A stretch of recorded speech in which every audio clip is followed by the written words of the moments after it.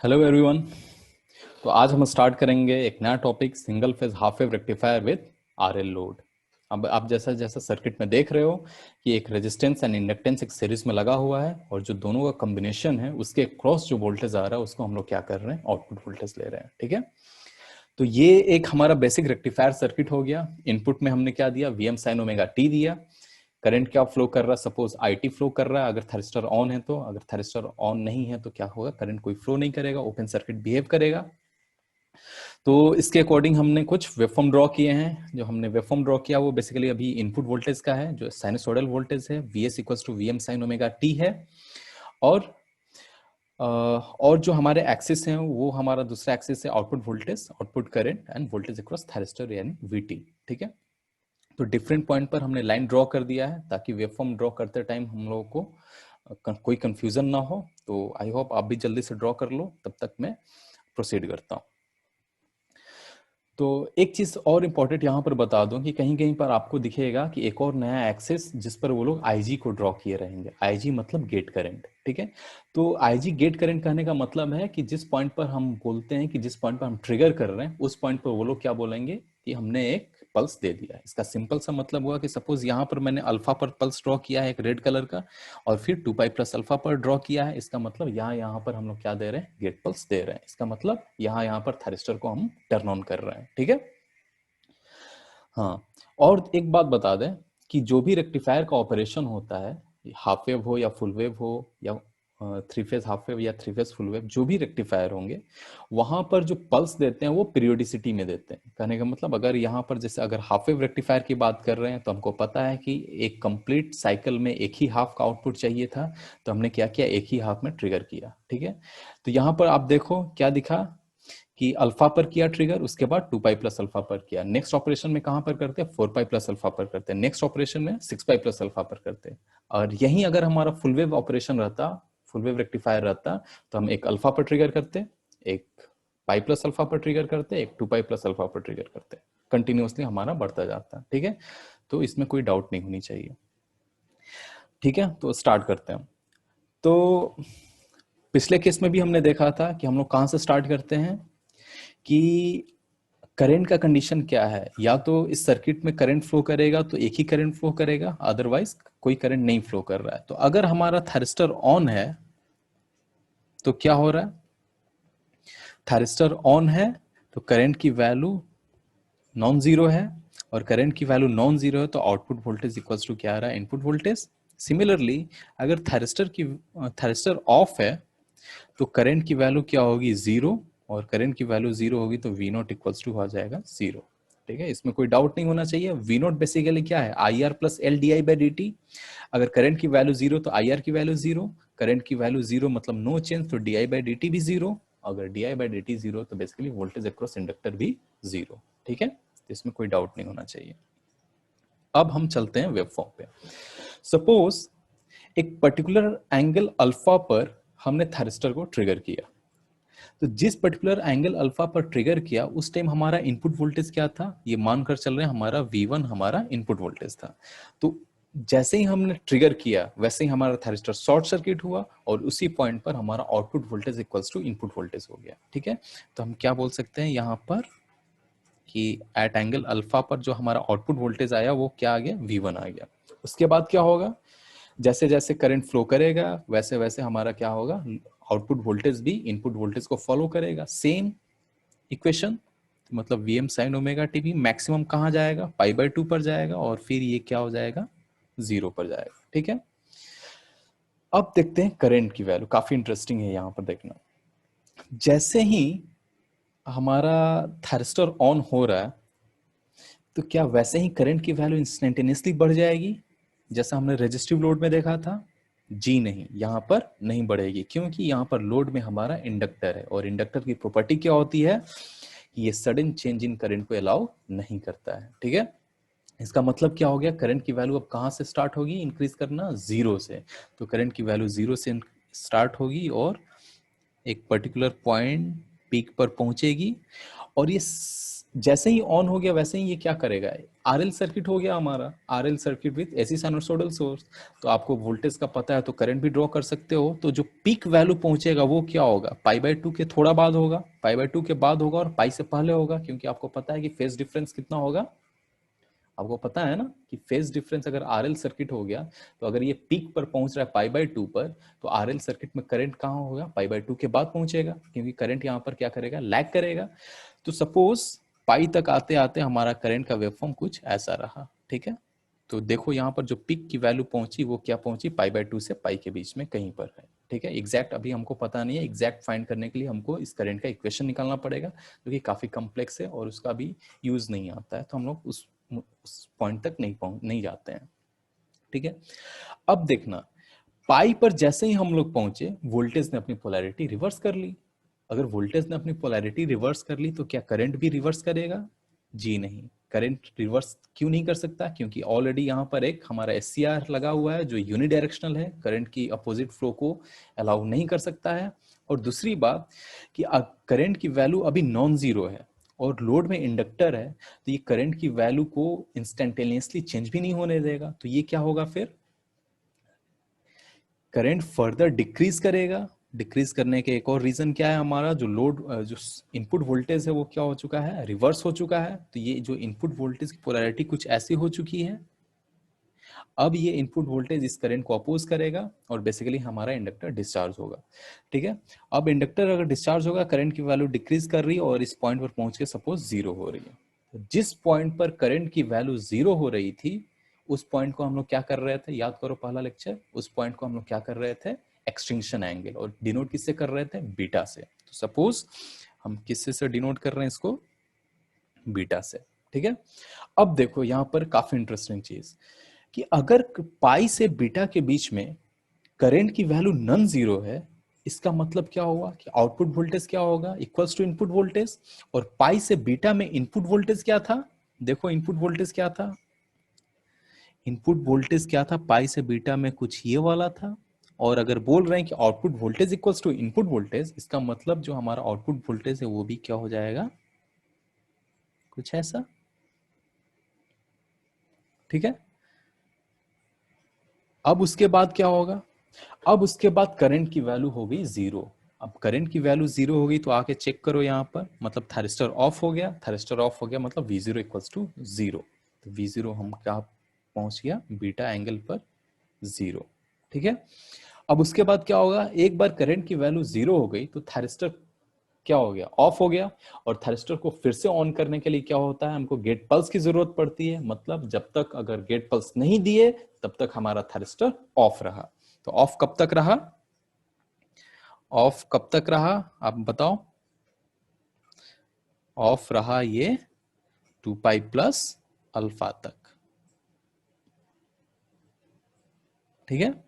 और 2 pi plus alpha तक current की वैल्यू जीरो, मतलब हमारा वोल्टेज भी जीरो,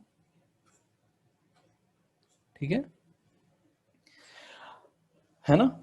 अब मैंने क्या बताया था कि कोई भी रेक्टिफायर सर्किट होता है उसमें क्या करते हैं कि जीरो से अल्फा में वही चीज होगा जो 2 पाई से 2 पाई प्लस अल्फा में होगा, क्योंकि क्या हो रहा है, एक नया साइकिल स्टार्ट हो रहा है।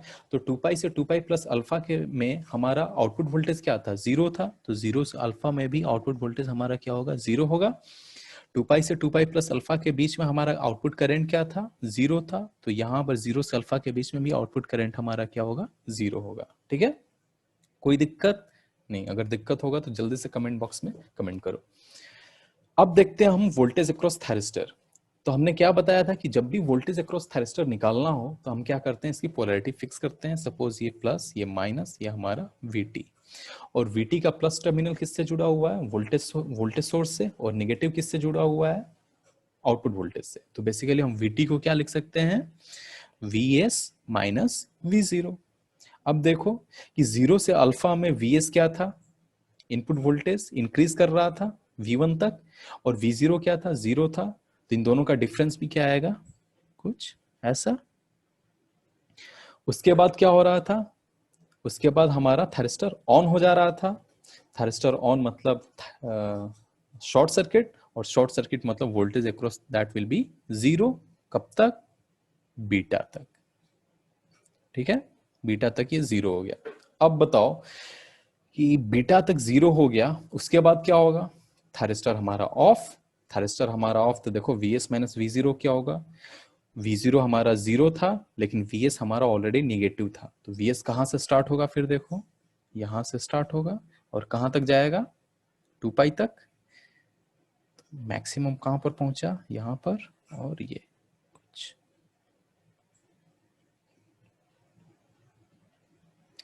फिर क्या होगा? जैसे ही हम 2 पाई पॉइंट पर पहुंचे, वहां पर भी हमने थायरिस्टर को ऑन नहीं किया हुआ है। अगर थायरिस्टर को ऑन नहीं किया हुआ है मतलब उसके अक्रॉस वोल्टेज कुछ ना कुछ होगा। जब तक ऑन ना कर दें तो ये चीज यहाँ पर आएगा। आप देख सकते हो 2 पाई से 2 पाई प्लस जो अल्फा में हमने किया वही चीज हमारा क्या था? 0 से अल्फा में था। ठीक है, इसमें कोई डाउट नहीं होना चाहिए। तो ये हो गया हमारा वेवफॉर्म्स। समझना काफी जरूरी है, और इसमें ये बहुत अच्छे से समझना जरूरी है कि ये निगेटिव क्यों आ रहा है, वोल्टेज निगेटिव क्यों आ रहा है, किसके इफेक्ट के कारण आ रहा था? इंडक्टर के कारण आ रहा था। क्या कर रहा था कि पाई टाइम तक भी क्या हुआ? करंट 0 नहीं हो रहा था। अगर करंट 0 नहीं हुआ था, पाई के बाद भी क्या होगा? डिक्रीज करेगा। लेकिन करंट की वैल्यू जब तक नॉन जीरो है तब तक हमारा output voltage equals to input voltage होगा। तो पाई से बीटा में हमारा इनपुट वोल्टेज क्या था? नेगेटिव था। आउटपुट वोल्टेज भी क्या आएगा? नेगेटिव आएगा। इस कारण से ये नेगेटिव पीक आ रहा था। ठीक है, अब आगे बढ़ते हैं। अब बताओ, यहां से जो हम नोट्स बनाना स्टार्ट करते हैं,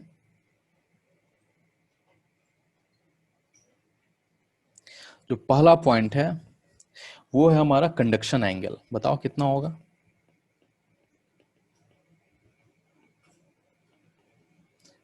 कंडक्शन एंगल बोलो कितना होगा? That is beta minus alpha. Beta हमारा फिक्स नहीं है, हमारा कोई आर्बिट्ररी एंगल है वो। Beta will mainly depend on the time constant, किस रेट से इंडक्टर हमारा डिस्चार्ज हो रहा है। अगर टाइम कांस्टेंट हमारा ज्यादा होगा, अगर टॉ हमारा ज्यादा होगा मतलब एल बाई आर हमारा ज्यादा होगा। अगर एल बाई ज्यादा होगा तो बीटा भी हमारा क्या होगा? ज्यादा होगा। और टाइम कांस्टेंट कम होगा मतलब वो जल्दी से डिस्चार्ज होगा। इसका मतलब एल बाई आर हमारा क्या होगा? कम होगा।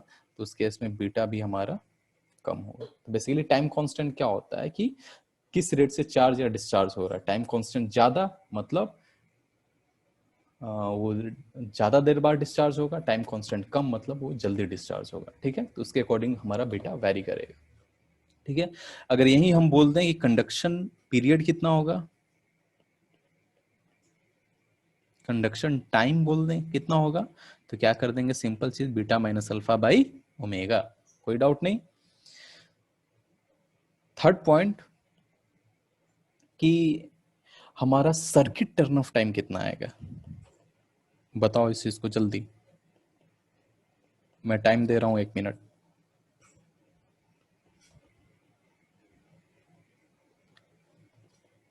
सर्किट टर्न ऑफ टाइम क्या होगा?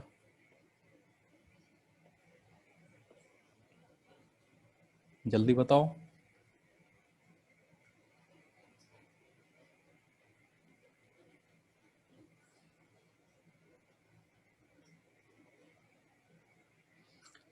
Okay, circuit turn off time के लिए हमने क्या बताया था कि थायरिस्टर के क्रॉस जब करंट 0 हो रहा है उसके कितने देर बाद तक हमारा थायरिस्टर रिवर्स बायस हो रहा है, उस चीज को क्या बोलते थे हम? Circuit turn off time. तो इस केस में देखो कि थायरिस्टर के क्रॉस करंट 0 कब हो रहा है?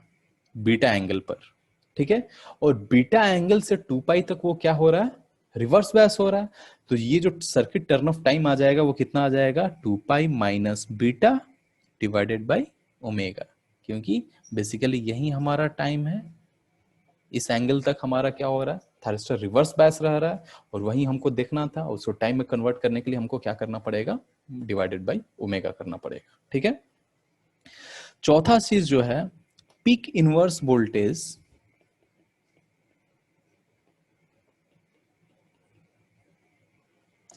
अक्रॉस एससीआर और थायरिस्टर। तो इसको नॉर्मली डिनोट करते हैं पीआईवी से। तो अब देखते हैं पीआईवी बेसिकली नाम से क्या लग रहा है? पीक इनवर्स वोल्टेज, मतलब थायरिस्टर के क्रॉस जो इनवर्स वोल्टेज है उसकी मैक्सिमम वैल्यू क्या आ रही है? तो वीटी का वेवफॉर्म देखो, वीटी का वेवफॉर्म में रिवर्स वोल्टेज कहाँ आ रहा है? बीटा से 2 पाई में, और उसकी मैक्सिमम वैल्यू कितनी हो रही है? वीएम हो रही है, तो ऑलरेडी अगर यहाँ पर इनवर्स मेंशन कर दिया है तो तुमको माइनस लिखने की जरूरत नहीं है, वो वैल्यू क्या हो जाएगी, वीएम हो जाएगी। अगर यही क्वेश्चन बोलता कि what will be the peak voltage across SCR, तो उस केस में हमको कहना रहता कि that will be minus VM, ठीक है। लेकिन अगर इसने ऑलरेडी मेंशन कर दिया कि इनवर्स वोल्टेज, तो माइनस लगाने की जरूरत नहीं है, ठीक है, क्योंकि ऑलरेडी ये मेंशन कर चुका है ना। अब ठीक है, इतना पॉइंट हो गया, किसी को डाउट नहीं होना चाहिए। कोई भी डाउट होगा तो कमेंट बॉक्स में लिखते जाओ, हम लोग डिस्कशन करेंगे इसके बारे में, ठीक है। अगला जो चीज है वो है हमारा एवरेज आउटपुट वोल्टेज।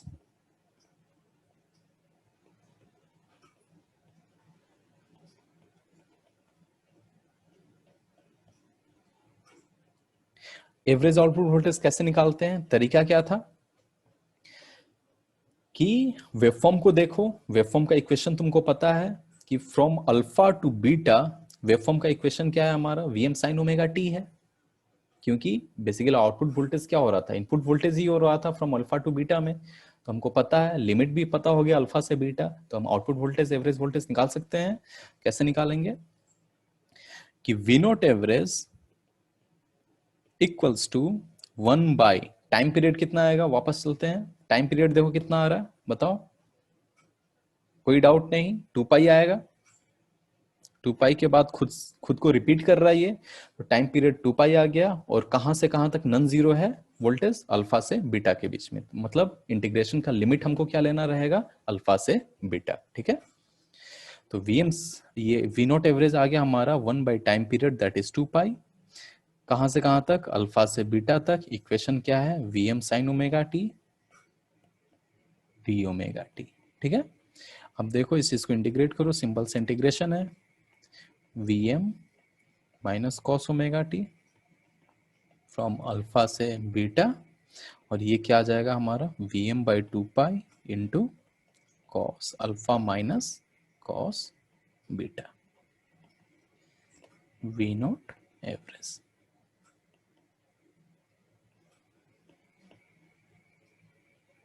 ठीक है। अब देखो, अगर इस वोल्टेज को, इस एवरेज वोल्टेज को हमारा जो पहला जो सर्किट था single phase half wave rectifier with resistance load, उससे कंपेयर किया जाए, पहले वेवफॉर्म को कंपेयर करते हैं, फिर आउटपुट वोल्टेज को कंपेयर करेंगे। इस केस में हमारा आउटपुट वोल्टेज वेवफॉर्म कैसा बना, कुछ ऐसा बना, ये हमारा पाई था, और जो हमारा रेजिस्टेंस वो था, रेजिस्टिव लोड के लिए जो हमने किया हुआ था, वो हमारा कैसा बना था,